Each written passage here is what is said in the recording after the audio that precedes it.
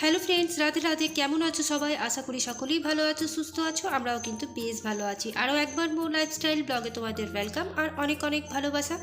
তো আজকে বিকাল থেকেই তোমাদেরকে সাথে নিয়ে আমি আমার ব্লগটা শুরু করলাম। আজ 2-4 দিন হলো কোনো ব্লগ দিতে পারিনি, যেহেতু একটু মাঝে মাঝে শরীরটা অসুস্থ হয়ে যাচ্ছে তাই। তো এখন একটা ভাত ঘুম দিয়ে তারপর বিকালবেলায় উঠে পড়েছি, আর এখন বাজে ওই 5টা মতন। তো প্রতিদিন একটা আমাদের অভ্যেস যে না ঘুমোলে কিন্তু দুপুরে 1 ঘন্টা হলেও কিন্তু আমাদের একটু ঘুমোতে হয়। তো সেই আমি আর ছেলে ঘুমিয়েছিলাম, আর এখন বিছানাটা গুছিয়ে নিচ্ছি, যেহেতু ঘুম থেকে উঠে বিছানাটা উঠানো হয়নি। তো গেছিলাম তোমার ওয়াশরুমে, নিজে একটু ফ্রেশ হয়ে এলাম, তারপর তোমার বিছানাটা উঠিয়ে দিলাম। আর এরকম তো বিকেলবেলায় সেরকম কিছু কাজ থাকে না। ঘুম থেকে উঠে তারপর বিছানাটা উঠিয়ে তারপর তোমার এই যে একটু ঝাড় দিয়ে নিয়েছিলাম, আর তারপর এখন নিজে একটু ফ্রেশ হয়ে তারপর একটু বাইরে বসবো। বাইরে বলতে তোমরা প্রায় দিনেই দেখেছো আমাদের উঠানে আমরা সবাই বসে থাকি, আমার যারা আছে, তারপর ছেলে মেয়ে, এরা সবাই মিলে একটু বসি ওই সন্ধে পর্যন্ত। তারপর ঘরের তো নানা রকম কাজ থাকেই। তো তার আগে ভাবলাম রান্নাঘরে এসে কাবলি ছানাটা ভিজিয়ে দিই, তো তাই কাবলি চানাটা এখন ভিজিয়ে দিচ্ছি। আর রাত্রে তো সেই 8টা সাড়ে 8টা নাগাদ আমি রান্না বান্না করি। তো সেই জন্যই তোমার এখন যদি ভিজিয়ে রাখি তো মোটামুটি গরম জলে কিন্তু কাবলি চানাটা ভিজে যায়। আর এখন এইদিকে মুড়িটা সন্ধ্যাবেলায় খাওয়া দাওয়া হবে, তো তার জন্য মুড়িটা এখন ঢেলে রেখে দিচ্ছি। এখন তোমাদের সাথে দেখা হচ্ছে একদম সন্ধ্যাবেলায়। তো সন্ধ্যাবেলায় দেখো বাড়িতে চলে এসেছি কিছুক্ষণ বসে, আর দাদাভাইও অফিস থেকে চলে এসছে। তো এখন চাটা বানিয়ে নেব। তো ওই একসাথে চা খাওয়া বা মুড়ি খাও যাই খাও, সবাই মিলে যদি একটু ঘরের সবাই ফ্যামিলি মেম্বাররা যারা আছে সবাই যদি একসাথে একটু খাওয়া দাওয়া করা হয় তো কিন্তু ভীষণ ভালো লাগে, তাই না? তো এখন ব্যাস এখন আমার আর তোমাদের দাদা ভাইয়ের আর ছিল একটু পরিমাণে খাই, তো একটু চাটা বানিয়ে নিই। এরপর একটু মুড়ি মেখে নিয়েছিলাম জানো তো, কারণ স্ন্যাক্সে যে কী বানাবো বুঝে উঠতেই পারছিলাম না। সন্ধ্যেবেলায় প্রত্যেক দিন স্ন্যাক্সের মধ্যে কিছু তেল জাতীয় খাবার বানাতে আমার একদমই ভাল লাগে না।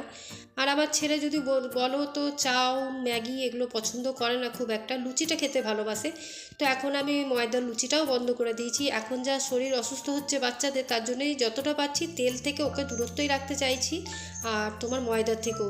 তো তাই বেশিরভাগ দিন হয়তো আমি মুড়ির মধ্যে তোমার ওই ছোলা বাদাম, তারপর চানাচুর, শসা, আলু সিদ্ধ এগুলো করে তোমার ঝালমুড়ির মতন করে দিই, নয়তো এরকম তোমার শুকনো কিছু চিড়ে ভাজা হলো, তারপর কর্নফ্লেক্স হলো, এগুলোই দিয়ে থাকি। তো এখন দেখো ডিনারের প্রিপারেশান নিচ্ছি। তো এদিকে কাবলি ছোলার তরকারিটাও করে নিলাম, আর এদিকে দেখো আজকে পরোটা করেছিলাম। তো ছেলে জিদ করছিল লুচি করতে, তো লুচির তো আমি বলেইছি আমি ময়দার করি না, আটারই করে থাকি। তো সেই জন্য ময়দা না করে তোমার আটার পরোটা করে দিলাম। আর যেহেতু দুপুর সন্ধেবেলার দিকে তো মুড়ি খেয়েছিলাম, তার জন্য আজকে পরোটাটাই করে দিলাম। আর তোমাদেরকে একটু দেখাই যে আমার কাবলি ছোলাটা কেমন হয়েছে, দেখতেই পাচ্ছ। আর আমি প্রত্যেকটা যে কোনো ঘুগনি বলো যাই বলো সবার মধ্যে একটু করে কস্তুরি মেথি আর তোমার একটু করে সস অ্যাড করি।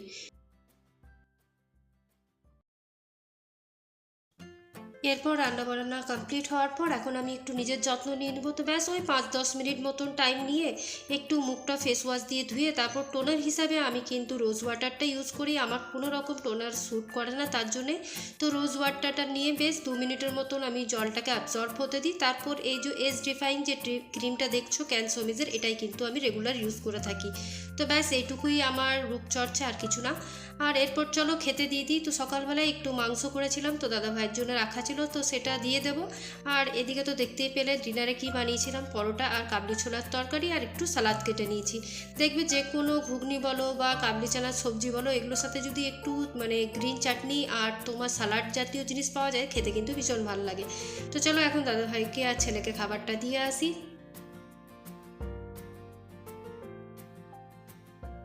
আর তোমাদের দাদা ভাই বলো ছেলে বলো এরা কিন্তু ক্যামেরার সাথে সামনে আসতে একদমই চায় না। কিন্তু এটা নয় যে আমাকে সাপোর্ট করে না, সাপোর্ট করে, কিন্তু আসতে চায় না বলে আমি কিন্তু সেরকমভাবে তাদেরকে দেখাতে পারি না। তো দেখো এদিকে ডিনার কমপ্লিট হওয়ার পর এখন যেটা মেন যেটা কাজ সেটা হলো রাত্রেবেলায় কিন্তু আমি যেভাবে আমার রান্নাঘরটাকে একদম সুন্দরভাবে পরিপাটিভাবে গুছিয়ে রেখে নিই। তো এখন পুরো এদিকের কাউন্টার টপ, ওইদিকের কাউন্টার টপ, তারপর টাইলসগুলো আমি কিন্তু এরকমভাবে একটা ভিজে ন্যাকড়া দিয়ে প্রত্যেকটা টাইলসকে এরকমভাবে এরকমভাবে তোমার মুছে নিই। আর যেখানে রান্না করি সেখানে টাইলসটা একটু স্কচ ব্রাইট দিয়ে ঘষে নিই। তাহলে কি হয়, তোমার যেটুকু তেল বা যা সারাদিনে পড়েছে, দুপুরে তো একবার আমাদের করাই হয়, কিন্তু রাত্রে যদি আমরা ভালোভাবে ক্লিন করে ঘুমোতে যাই না, তাহলে সকালে আর এই টেনশনটা থাকে না যে ঘুম থেকে উঠে আমাকে রান্নাঘর পরিষ্কার করতে হবে।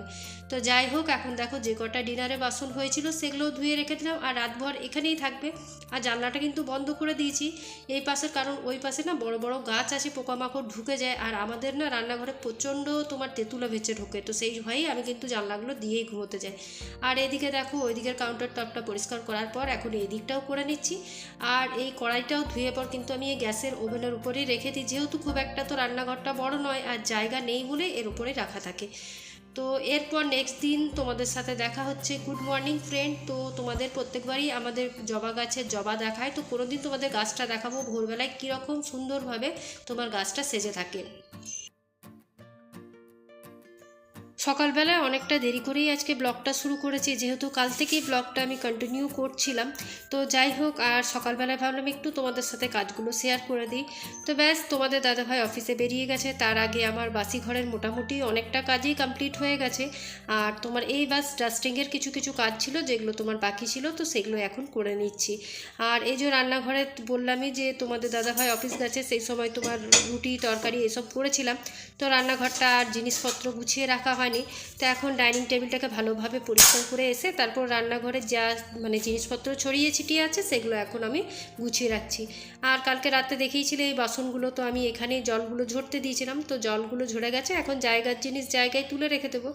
আর যখন আমি ইউজ করি তখন কিন্তু আমি একবার করে জল দিয়ে ভালো করে ধুয়ে তারপর কিন্তু বাসনগুলো ইউজ করি, যে কোনো বাসনই, যেগুলো র্যাকিয়ে রাখা আছে সেগুলো, আবার যেগুলো তোমার ওই দেখলে যে উপরে রাখা থাকে স্ল্যাবের উপরে রাখা থাকে সেগুলো, কারণ রাত্রেবেলায় কী চড়ে বেড়ায় কী হয় সেটা তো আমরা কেউ দেখতে পাই না। তো সেই জন্য যদি আমরা ওগুলো ধুয়ে ভালো করে ব্যবহার করি তাহলে আমাদের মানে শরীরের পক্ষেই ভালো, আর একটা হাইজিন মেনটেন হয়, আর কিছু না। তো আজকে বেশি খাবারের ঝামেলায় গেলাম না, জানো তো, ওই যে বললাম দুদিন ধরে শরীরটা আবার একটু অসুস্থর দিকেই আছে বলতে পারো। তো এই পাতলা করে একটু খিচুড়ি বানিয়েছিলাম গোবিন্দভোগ চালের, আর কিছু ভাজাভুজি করেছিলাম, তো তোমাদের সাথে একটু শেয়ার করি। তো এই যে গোবিন্দভোগ চালের খিচুড়ি, আর খেতে কিন্তু ভীষণ টেস্টি হয়েছিল। আর তার সাথে বানিয়েছিলাম ঝুরঝুরে একটু আলু ভাজা, আর তোমার এদিকে চাটনি, আর গরম গরম পাঁপড় ভেজে নিয়েছিলাম। আর রাত্রেবেলায় আজকে ভেবেছিলাম একটু দই বড়া বানাবো, তাই একটু আমি বিউলির ডালটাকে বা বিউলির ডাল যাই বলে ওটাকে